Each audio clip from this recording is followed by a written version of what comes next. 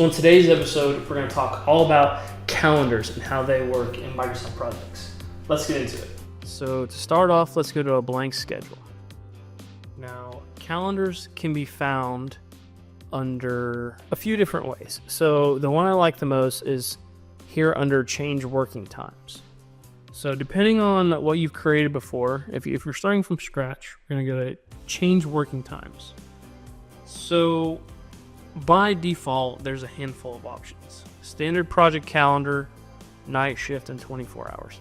Let's make a custom calendar. Let's say that you have a work group that's only going to work 4 10-hour days.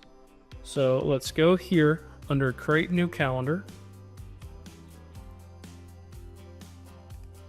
All right, so we're gonna name it. We're gonna call it 4 10s. That's Monday through Thursday. We're gonna say from 7 to 5. So 7 to 5 is a 10-hour day. For this instance, we're gonna create a new base calendar. We're gonna hit OK.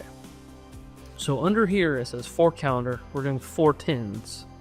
So as you can see here in this calendar view, it shows on Monday here, it's from 8 to noon, and then 1 p.m. to 5 p.m. This is your standard calendar because we created that copy. We're going to go in here and modify this.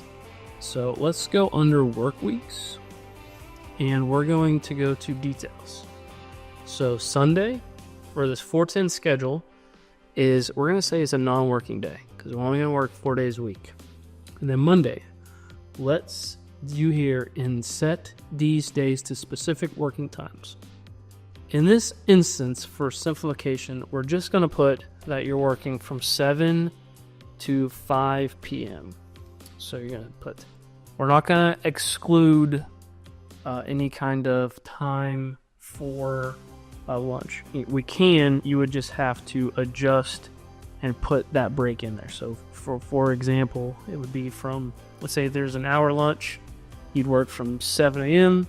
to 11, and then here, this is how it would be. So it'd be 7 to 11 a.m., and then from, let's say it's 30-minute lunch, or 11:30 a.m.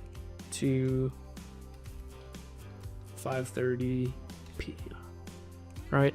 That's how you would indicate a 30-minute lunch break.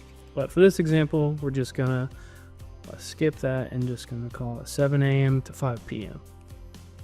So let's do that for Monday, Tuesday, as here. Set days of these specific working times. So let's delete this default information and just go 7, and then we're gonna do 5 p.m.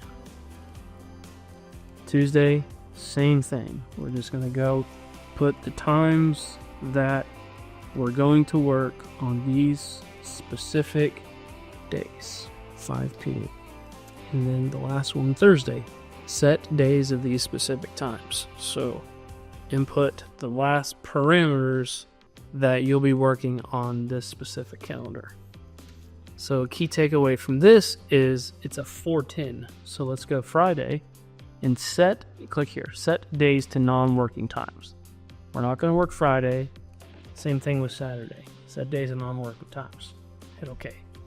So now you can see reflected on the calendar view that just pick a random day, which is a Wednesday. On a Thursday 28th, you're going to work 7 to 5, and then you're off on Saturday. So click OK.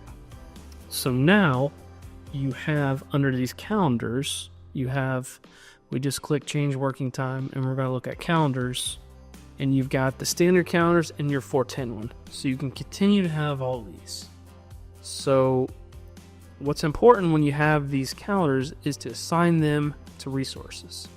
So what we're going to do, we're going to go, and I showed in detail about how to add resources. But let's say we have a resource, and we're going to call it work group 1. We're going to assign that work group to work a 410 schedule. And that's under base, which is a representation of their calendar. That's exactly how you manage and work with calendars in Microsoft projects. Like and follow for more content.